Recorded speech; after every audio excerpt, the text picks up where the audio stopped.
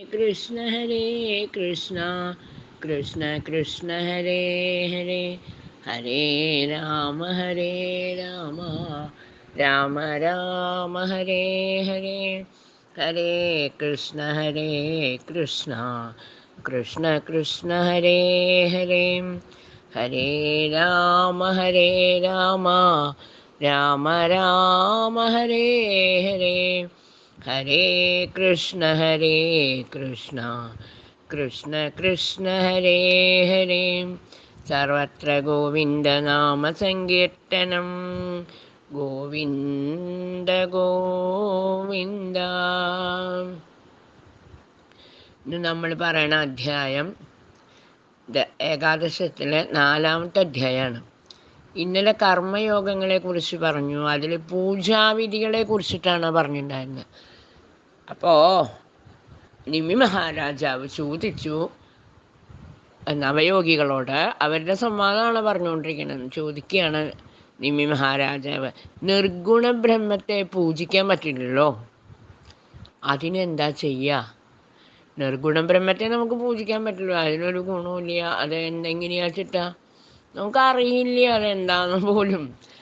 അപ്പോൾ അതിനെ പൂജിക്കാൻ പറ്റില്ലല്ലോ, അപ്പം എന്താ ചെയ്യുക എന്ന് ചോദിച്ചപ്പോഴാണ് ഭഗവാന്റെ അവതാര സ്വരൂപങ്ങളെ കുറിച്ചിട്ട് ദ്രമിളൻ എന്ന് പറഞ്ഞിട്ടുള്ള ആ മഹർഷീശ്വരൻ പറഞ്ഞു കൊടുക്കുക. യോഗീശ്വരൻ പറയുകയാണ്, നരനാരായണ അവതാരം, നരനാരായണന്മാരെ കുറിച്ചൊക്കെ ഗംഭീരമായിട്ട് പറയുന്നു. അവരുടെ യോഗ്യതകൾ, അവരുണ്ടായത് ഒക്കെ പറയുന്നുണ്ട്. മൂർത്തിയിൽ യമധർമ്മൻ ഉണ്ടായതാണ് നരനാരായണന്മാർ. അവർ വളരെയധികം എന്താ പറയുക, തപസ് ചെയ്തിട്ട് സഹസ്രകവചൻ എന്ന് പറഞ്ഞിട്ടുള്ള ആ ഒരു അസുരനെ വധിച്ച കഥ. ആ സഹസ്രകവചൻ്റെ പ്രത്യേകത എന്താ വെച്ചാൽ 1000 കൊല്ലം തപസ് ചെയ്ത ഒരാൾ യുദ്ധം ചെയ്താലേ എന്തുള്ളൂ, അതിനുള്ള ഒരു കവചം വിട്ടുള്ളൂ. അത് പൊട്ടിക്കണമെങ്കിൽ 1000 കൊല്ലം യുദ്ധം ചെയ്യണം. 1000 കൊല്ലം തപസ് ചെയ്ത ഒരാൾ 1000 കൊല്ലം യുദ്ധം ചെയ്യുമ്പോഴാണ് ഇത് മുറിയുള്ളൂ.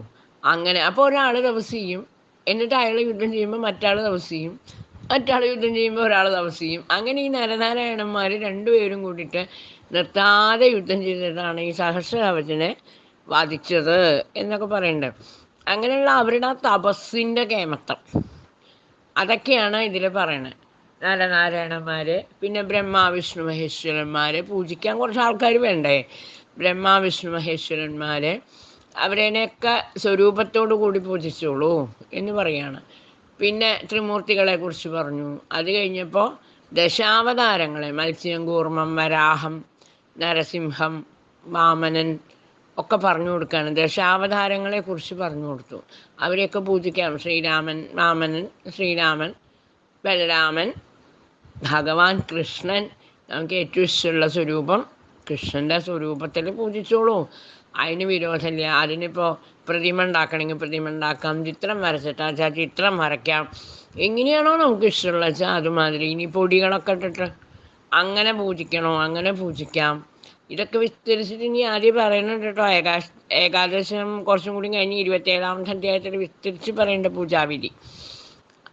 അങ്ങനെ എങ്ങനെയാണ് വേണ്ടത് വെച്ചാൽ ആ ദശാവതാരങ്ങളൊക്കെ പറഞ്ഞു കൊടുക്കുകയാണ്. കൽക്കി അവതാരം അടക്കം പറഞ്ഞു കൊടുക്കുകയാണ്. എന്നിട്ട് എങ്ങനെ വേണമെങ്കിലും പൂജിക്കാം എന്ന് പറഞ്ഞ് കൊടുത്തു. ആ ദ്രമിളൻ എന്ന് പറഞ്ഞ യോഗീശ്വരന്മാർ ദശാവതാരങ്ങളുടെ പൂജാവിധികളൊക്കെ പറഞ്ഞു കൊടുക്കുകയാണ് ഈ അധ്യായത്തിൽ ചെയ്യണത്.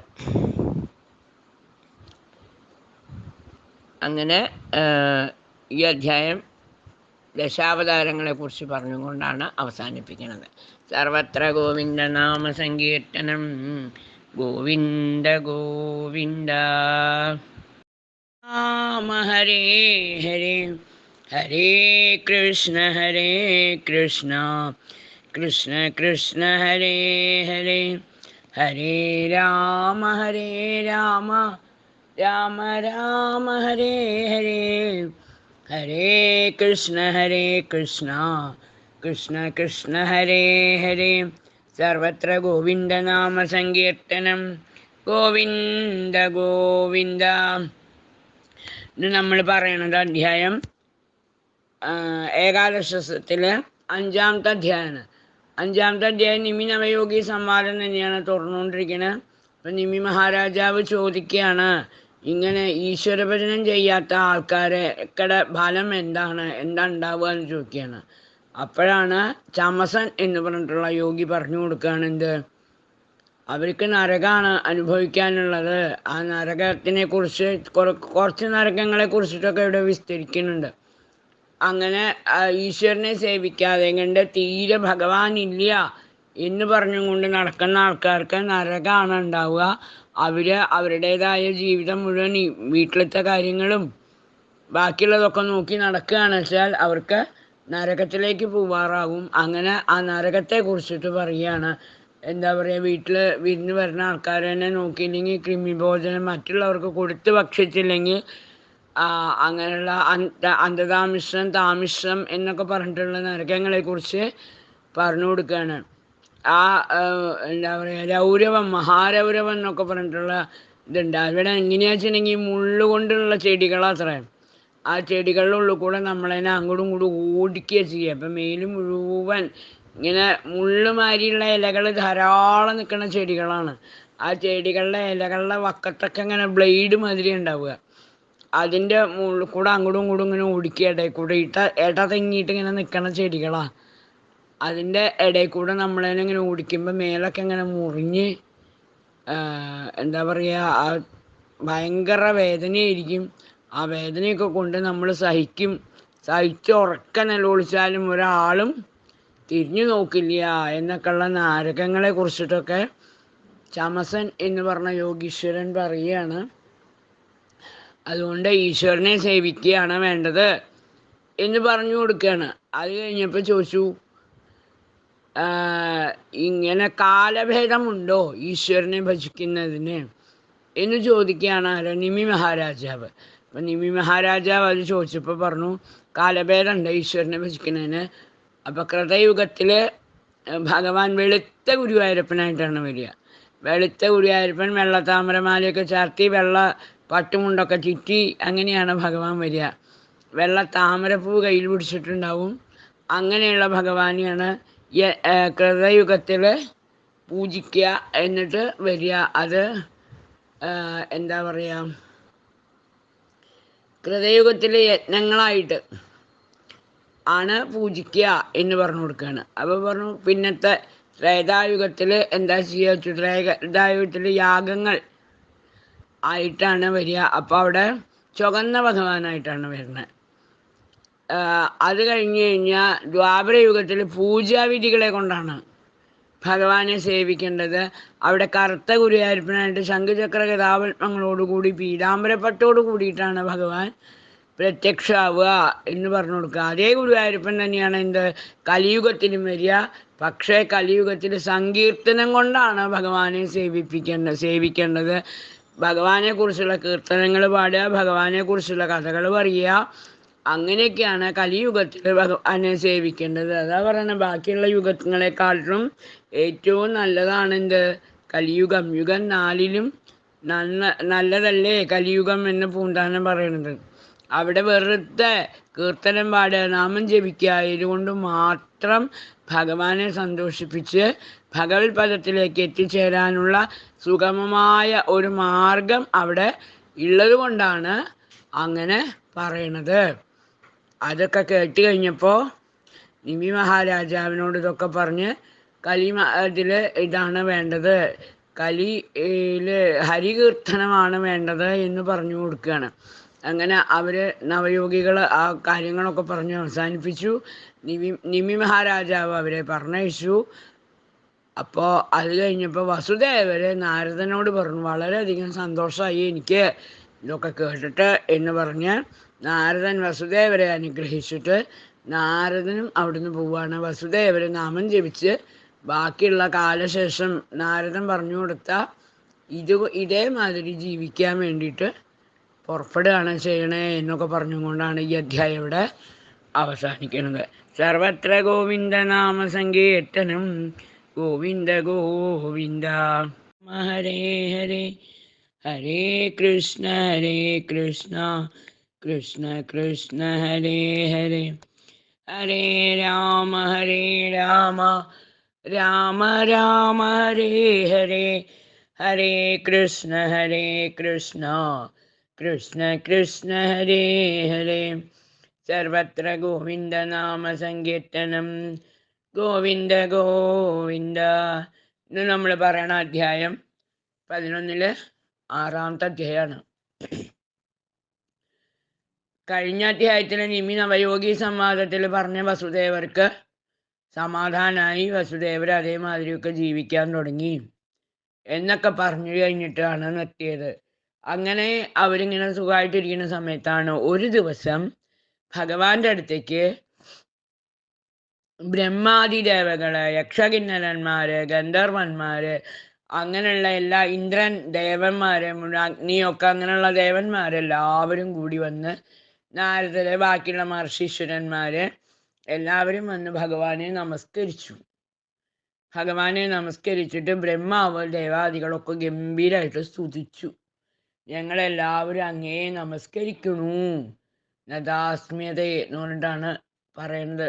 ഗംഭീരമായിട്ട് ബ്രഹ്മാവ് സ്തുതിക്കുകയാണ്. അപ്പൊ ബ്രഹ്മാവിനോട് ചോദിച്ചു, എന്താണാവോ ബ്രഹ്മാവെ സ്തുതിക്കണതിൻ്റെ ഉദ്ദേശം എന്ന് ഭഗവാൻ ചോദിച്ചു. അപ്പൊ പറഞ്ഞു, അല്ല ഭഗവാനെ, അങ്ങ് ഈ മനുഷ്യ സ്വരൂപമൊക്കെ സ്വീകരിച്ചിട്ട് ഇവിടെ വന്നിട്ട് ഭൂമിയുടെ ഭാരമൊക്കെ തീർക്കാൻ വേണ്ടി വന്നതാണല്ലോ. ഒരു 125 കൊല്ലത്തിൽ കൂടുതലായിട്ടോ. ഇനിയിപ്പോ ഭൂമിയുടെ ഭാരമൊക്കെ ഏകദേശം ഒരുവിധമൊക്കെ തീർന്നു തുടങ്ങിയിട്ടുണ്ട്. അങ്ങ് ഒരു കാര്യം ചെയ്തോളൂ, എപ്പോഴാ വേണ്ട വെച്ചാൽ തിരിച്ചു വരാം എന്ന് പറയാൻ വേണ്ടി വന്നതാ. ബ്രഹ്മാവ് മനുഷ്യനാട്യം ഉപേക്ഷിക്കാറായാൽ ഉപേക്ഷിക്കാം, ഭൂമിയുടെ ഭാരമൊക്കെ ഏകദേശം തീർന്നു തുടങ്ങിയിട്ടുണ്ട് എന്ന് പറയുകയാണ് വന്നിട്ട്. അസുരന്മാരെയൊക്കെ ഒരുവിധം എല്ലാവരെയും ഭഗവാൻ വധിച്ചു. എങ്ങനെ? നമ്മുടെ പാണ്ഡവന്മാരെ മുൻനിർത്തി കുരുക്ഷേത്ര യുദ്ധത്തില് പാണ്ഡവന്മാരെ മുൻനിർത്തിയിട്ടാണ് ഒരുവിധം എല്ലാ അസുരന്മാരെയും ഭഗവാൻ വധിച്ചത്. അങ്ങനെ ഓരോരോ സന്ദർഭങ്ങളിലും അവസാനത്തെ കുരുക്ഷേത്ര യുദ്ധം കൂടി ആയപ്പോഴേക്കും ഒരുവിധം എല്ലാ അസുരന്മാരും എല്ലാ ദുഷ്ടന്മാരെയും വധിക്കൽ കഴിഞ്ഞു. ഇപ്പൊ ഭഗവാൻ അവരോട് പറയാണ്, ചെറിയൊരു കാര്യം കൂടി എനിക്ക് ചെയ്യാണ്ട്. അതെന്താ? ചെയ്യാതവന്മാരെയും കൂടി ഒന്ന് അങ്ങോട്ട് അവസാനിപ്പിക്കണം.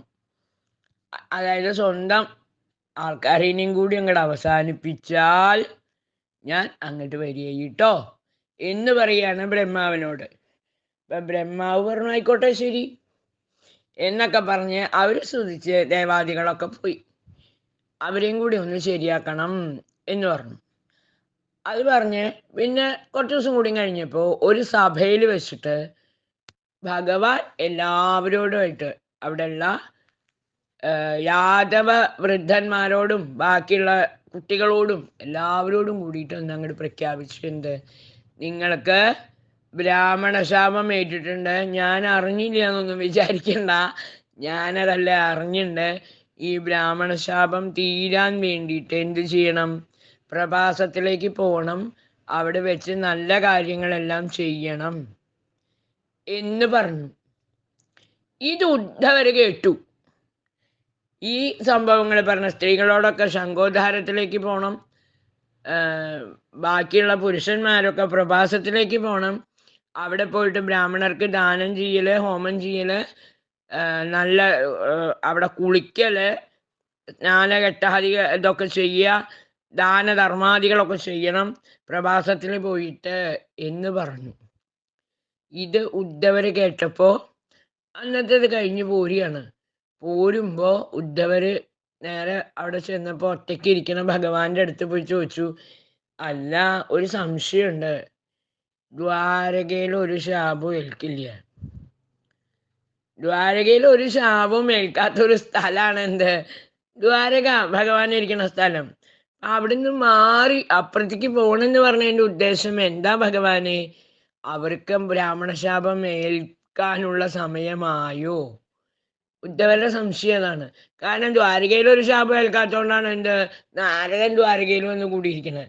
നാരദനോട് ദക്ഷ ശപിച്ചിട്ടുണ്ട് എന്ത്, എന്താ പറയാ, കുറച്ചു നേരം അല്ലാണ്ട് അതിനേക്കാൾ കൂടുതൽ നിന്ന് തല പൊട്ടി തെറിക്കുന്നത്. നാരദ സ്ഥിരം ദ്വാരകയിൽ ഭഗവാന്റെ ഒപ്പം അവിടെ കൂടിയിട്ടുള്ള ആളാ. അപ്പോ അവിടെ ഒരു ശാപവും ഏൽക്കില്ല എന്ന് ഉദ്ധവർക്ക് മനസ്സിലായിട്ടുണ്ട്. ഉദ്ധവർ ചോദിച്ചു, മനുഷ്യനാട്യം ഉപേക്ഷിക്കാൻ പോവുകയാണോ ഭഗവാൻ എന്ന് ഉദ്ധവർക്ക് ഒരു സംശയമായി. ഉദ്ധവർ ചോദിച്ചു, ഭഗവാൻ എവിടേക്കെങ്കിലും പോവാൻ ഉദ്ദേശിച്ചിട്ടാണോ ഇവരോടൊക്കെ പ്രവാസത്തിൽ പോകണമെന്നും ഇതൊക്കെ പറയണേ? അവരൊക്കെ നശിപ്പിക്കുകയോ ഭഗവാനെ?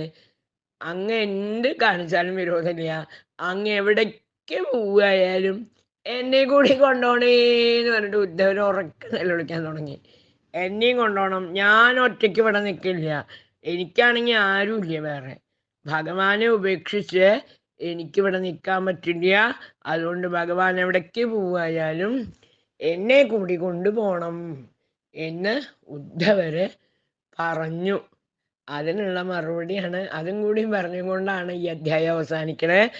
അതിനുള്ള മറുപടിയാണ് ഏകാദശായിട്ട് ഭഗവാൻ ഉദ്ധവർക്ക് ഉപദേശിച്ചു കൊടുക്കുന്ന ഉദ്ധവഗീത എന്നോ ഉദ്ധവോപദേശം എന്നോ എന്താ വെച്ചാ പറയാനുള്ള ഇവിടുന്ന് അങ്ങോട്ടുള്ള അധ്യായങ്ങൾ. അങ്ങനെ ഈ അധ്യായം ഉദ്ധവരോട് അത് പറഞ്ഞുകൊണ്ടാണ് അവസാനിക്കുന്നത്. സർവത്ര ഗോവിന്ദ നാമ സങ്കീർത്തനം. ഗോവിന്ദ ഗോവിന്ദ.